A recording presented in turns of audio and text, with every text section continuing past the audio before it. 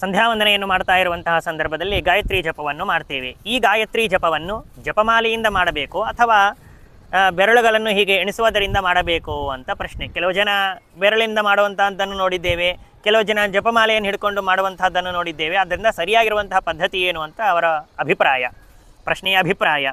ಅದನ್ನು ಉತ್ತರ ಈ ರೀತಿಯಾಗಿ ತಿಳಿಯಬೇಕು.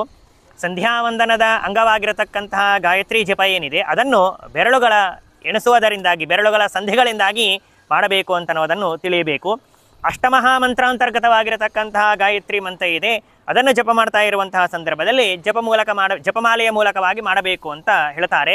ಹಸ್ತೇನವ ಮಾಲಯಾವ ಗಾಯತ್ರಿ ಜಪಮಾಚರೇತ್ ವೇದಮಾತಾತು ಗಾಯತ್ರಿ ವೇದಃ ಪರ್ವಸು ಗೀಯತೆ ತಸ್ಮಾತ್ ಜಪೇಚ್ಛ ಗಾಯತ್ರೀಂ ಪರ್ವಭಿಹಿ ದ್ವಿಜಸತ್ತಮ ಎಂಬುದಾಗಿ ಹೇಳಿ ಆ ಸ್ಮೃತ್ಯರ್ಥಸಾಗರ ಅಂತನೋ ಗ್ರಂಥದಲ್ಲಿ ವ್ಯಾಖ್ಯಾನವನ್ನು ಕೂಡ ಮಾಡಿದ್ದಾರೆ. ಉಕ್ತಃ ಸಂಧ್ಯಾವಂದನ ಗಾಯತ್ರಿ ಜಪಃ ಹಸ್ತಪರ್ವಭಿಹಿ ಶಿಷ್ಟೈಃ ಕ್ರಿಯತೆ ಅಂತ ಹೇಳಿದ್ದಾರೆ. ಅಷ್ಟಮಹಾಮಂತ್ರಾಂತರ್ಗತ ಗಾಯತ್ರಿ ಜಪಸ್ತು ಜಪಮಾಲಯ ಎಂಬುದಾಗಿ ಸ್ಪಷ್ಟಪಡಿಸಿದ್ದಾರೆ. ಅದರಿಂದಾಗಿ ಈ ಎಲ್ಲ ಪ್ರಮಾಣಗಳಿಂದ ತಿಳಿದು ಬರುವಂತಹ ವಿಷಯವೇನು ಅಂತಂದರೆ, ಸಂಧ್ಯಾವಂದನೆಯನ್ನು ಮಾಡ್ತಾ ಇರುವಂತಹ ಸಂದರ್ಭದಲ್ಲಿ ನಾವು ಗಾಯತ್ರಿ ಜಪವನ್ನು ಬೆರಳುಗಳ ಎಣಿಕೆಯಿಂದಾಗಿ ಮಾಡಬೇಕು ಅಂತನ್ನೋದನ್ನು ತಿಳಿಯಬೇಕು.